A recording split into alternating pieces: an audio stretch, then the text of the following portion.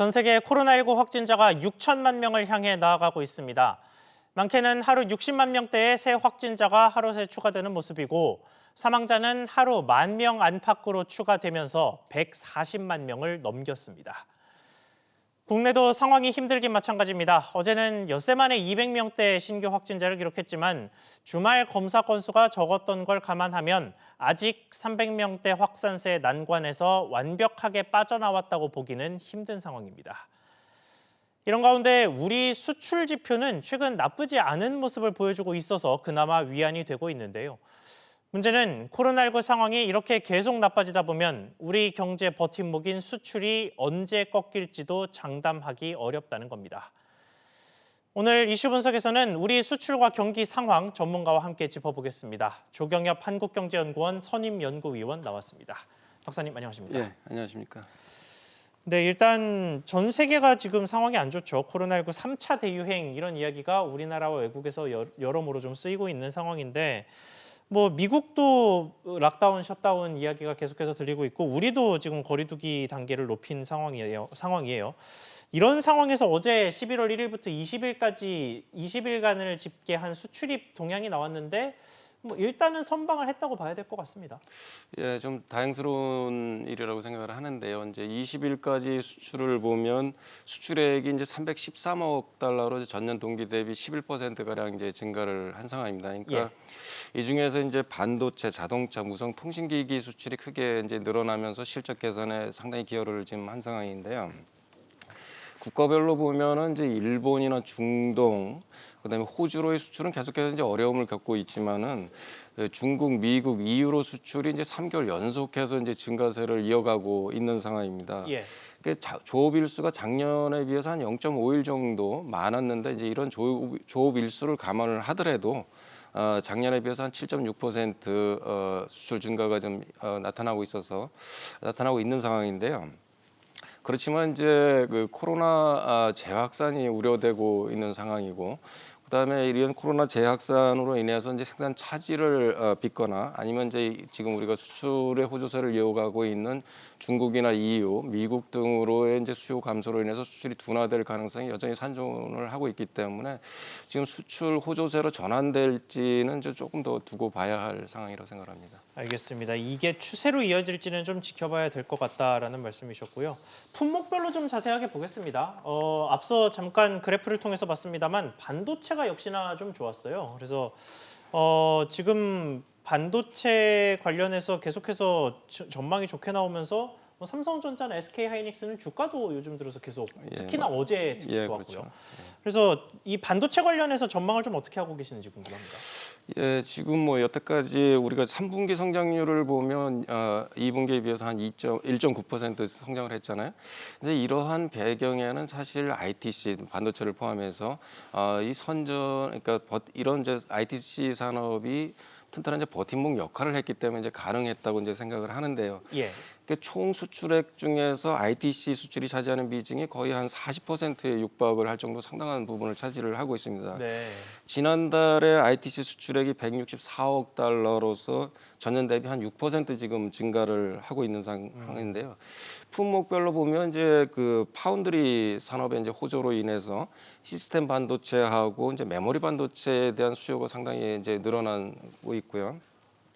이번 달에는 좀 주춤한 모습을 보이고 있지만 지난달까지만 해도 디스플레이와 컴퓨터 주변 기기 이런 것들이 수출이 상당히 증가세를 이제 나타내고 있고, 그러니까 지난달까지만 하더라도 이제 그 수출이 좀 감소했던 이제 무선 통신기기 부분은 이제 이번 달 들어서 36%나 이렇게 증가를 하고 있습니다. 그래서 이와 같이 이제 비대면 서비스에 대한 수요가 증가하면서 이것이 이제 반도체 수요로 이어진 것이 이제 수출 증가에 상당히 기여를 하고 있는 것 같습니다. 네, 그런데 반도체 관련해서 저희가 좀 예전에 했던 전망을 다시 되짚어 보면요.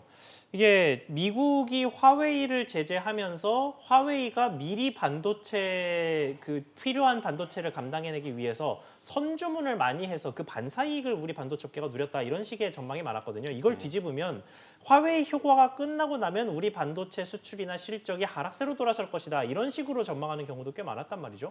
그런데 지금은 사실상 화웨이 효과가 끝났다고 봐야 될 것 같거든요. 그런데도 반도체 전망이 좀 좋은 것 같습니다. 예, 뭐 물론 맞습니다. 그러니까 화웨이가 워낙 큰 손이다 보니까 이제 사실 반도체 수요에 대한 걱정이 상당히 컸었는데 예. 오히려 이제 반사 이익을 보는 것 같아요. 그러니까 화웨이가 하던 이제 그 핸드폰이나 이런 무선 기기를 이제 우리 경쟁사들이 대체를 해가면서 이익을 보고 있는 거고, 그다음에 파운드리에서의 그 이제 HSMC 사업이 이제 자금난을 겪으면서 좀 어려움을 겪고 있다. 이런 것들도 이제 우리 파운드리의 삼성전자 이제 상당히 호재로 지금 작용을 하고 있는 상황입니다. 그래서 예.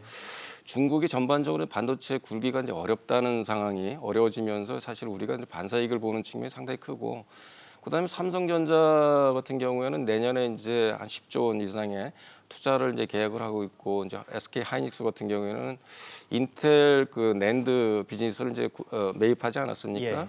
그러다 보니까 생산재 능력이 확장이 된 것도 이런 것도 큰 호재로 지금 작용을 하고 있고, 그다음에 무엇보다도 이제 이 코로나 재확산이라든가 셧다운 이런 우려감보다는 이제 백신 개발에 대한 이제 이런 것들 긍정적인 신호가 더 크면서 예. 반도체에 대한 투자 심리가 상당히 개선이 됐어요. 그래서 내년에도 계속해서 이제 반도체 호조가 이어질 거로 보고, 중국의 영향이 오히려 우리한테는 큰 호재가 되는 걸로 보입니다. 알겠습니다. 자, 다음 품목으로 넘어가 보겠습니다. 자동차 이야기를 이제 좀 해볼 텐데요. 자동차도 최근 몇 달간 계속해서 회복세다, 나아지고 있다 이런 식의 전망들이 많이 나왔었거든요. 11월에도 1일부터 20일까지 기준으로 자동차 수출액은 늘었습니다. 그러면 자동차는 이제 좀 회복세가 됐다라고 봐야 될 것 같은데 원인이 어디에 있다고 보십니까? 예, 그 이제 사실 수출은 말씀하신 대로 이제 그 대수는 20만 대 가량 작년에 비해서 이제 줄었습니다. 예. 그런데도 불구하고 수출액은 이제 4조 5천억이나 이제 늘어난 상황인데요. 그러니까 비싼 차를 잘 팔았다는 얘기가 되겠네요. 예, 맞습니다. 그러니까 그 동안에 이제 우리나라가 저렴하면서 질 좋은 중소형 세단에 이제 세단을 위주로 해서 세계 시장 점유율을 이제 늘려왔었는데, 예.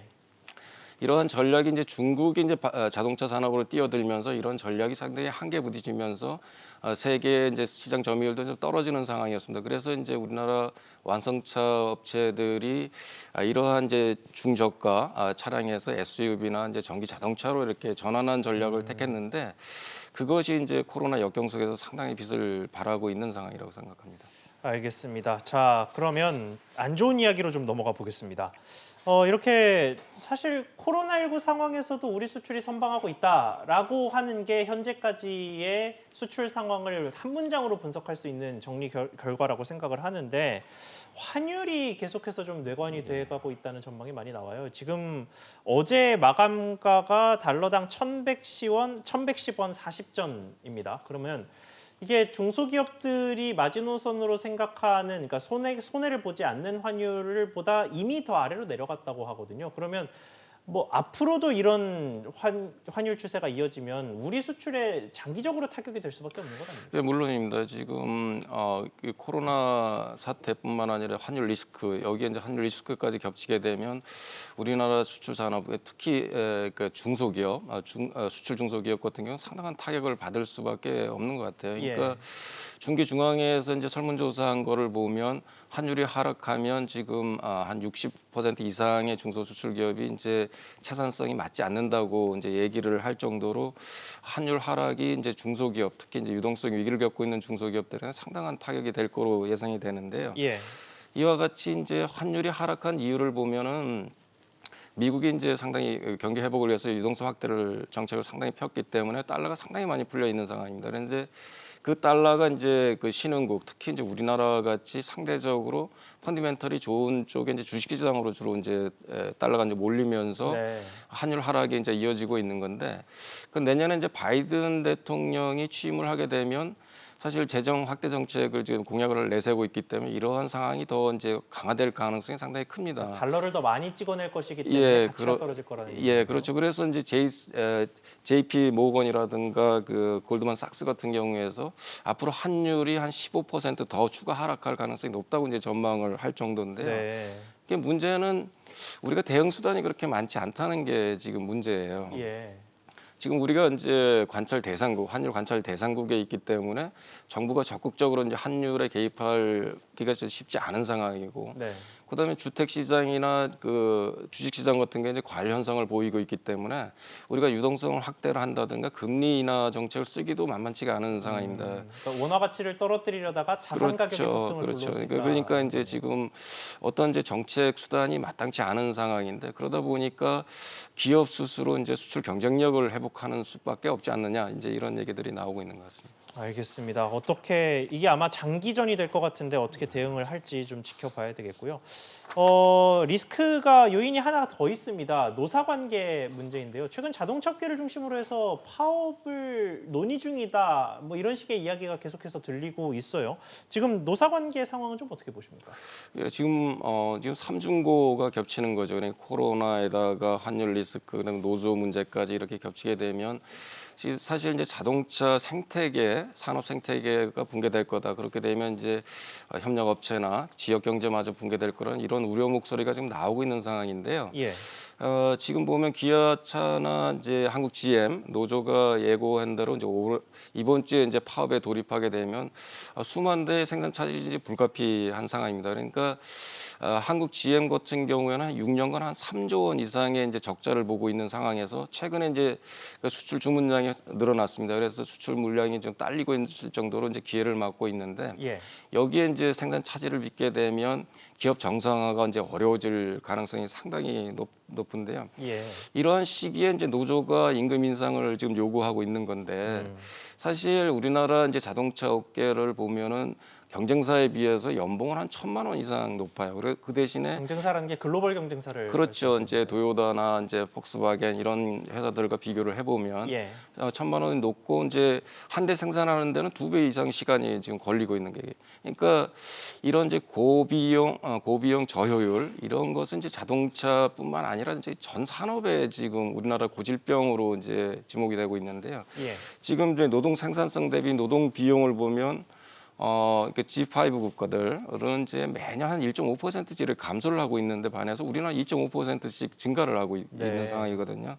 그래서 이와 같이 이제 그 고비용 저효율이 계속된다면 사실 이제 자동차뿐만 아니라 전 산업의 경쟁력도 상당히 약화될 수밖에 없다고 생각합니다. 알겠습니다. 고비용 고효율을 내는 게 노동자 입장에서도 국가 경제 입장에서도 참 좋겠죠. 관련해서 정부가 어떻게 나아갈지 지켜봐야겠습니다. 오늘 말씀 여기까지 듣겠습니다. 지금까지 조경엽 한국경제연구원 선임연구위원과 함께했습니다. 박사님 오늘 말씀 감사합니다. 예, 감사합니다.